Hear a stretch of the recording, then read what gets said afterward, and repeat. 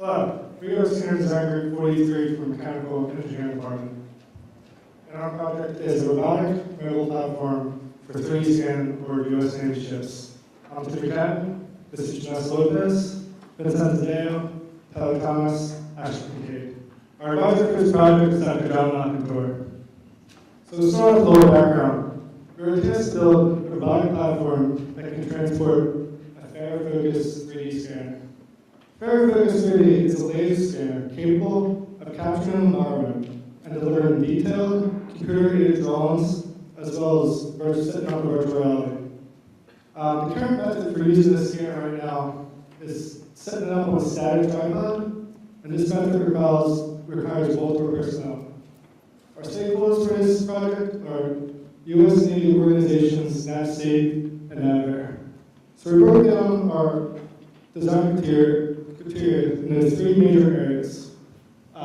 Picking out the most important niche for mobility, we like our platform to be maneuverable on all surfaces on U.S. Navy ships. For size and weight, we would like our platform to be fit through an area of 24 inches width, as well as be easily transported by one person. And for functionality, we like our platform to be controllable wirelessly with remote control, as well as be able to raise and lower the scanner 6 feet high.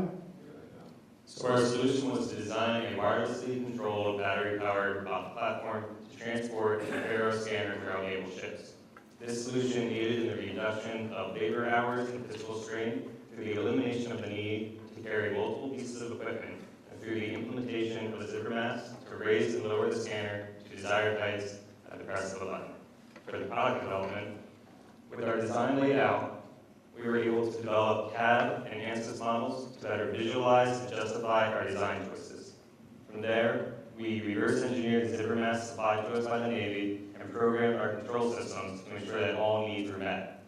Then, we constructed a preliminary prototype made of wood to test certain components prior to constructing our final prototype, which has been thoroughly tested and optimized.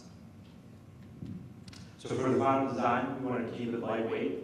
So we used 60-61 quarter-inch aluminum. That's shown on the right-hand side. We covered it with 5/8 inch thick cast acrylic with 2 doors on each side of the front and back. For the drivetrain, we wanted to do 4-wheel drive with 8-inch mechanism wheels, powered by 4 12-volt DC motors and an H-bridge motor controller.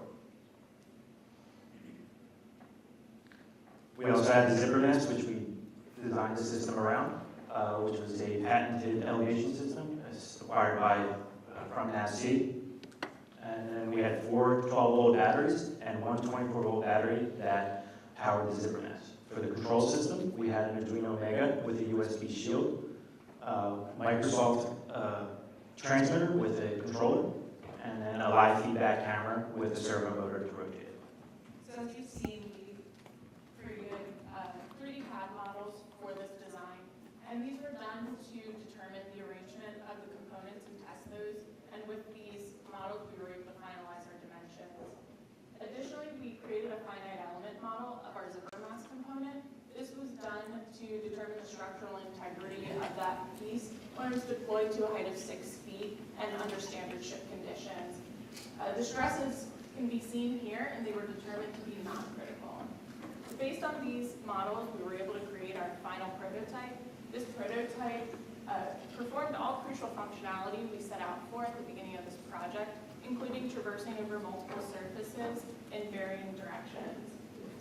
The unit was primarily fabricated in the Drexel machine shop here, and we utilized open source software in the programming of the control systems. And as you can see here, we have an open and closed views of the final prototype.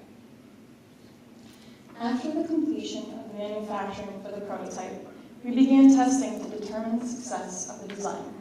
The table here shows the different areas for concern and the criteria for evaluation. Most of the testing was qualitative, including the functionality, control systems, and traction categories. This is represented by the pass-fail. The electrical systems, including the batteries, however, were tested for duration and were not pass-fail. After completion, the testing was a success. The functionality of the wheels with the rollers over the graded surface exceeded expectations, as well as the integration of the zipper mask and the Microsoft Xbox components together. Additionally, the camera feedback for the servo motor mount was also successful. Some of the areas for optimization include the 12-volt battery circuit, as well as ultrasonic sonar and limit switches for the zipper mask.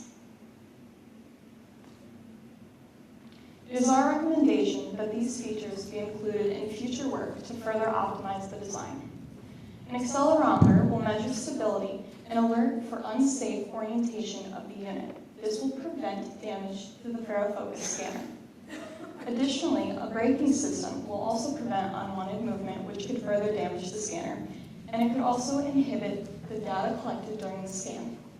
Lastly, looking at the ultrasonic proximity sensors for sonar detection, this will help with coordination of movement and ultimately autonomous control. We would like to thank everyone for their time and coming out to support all the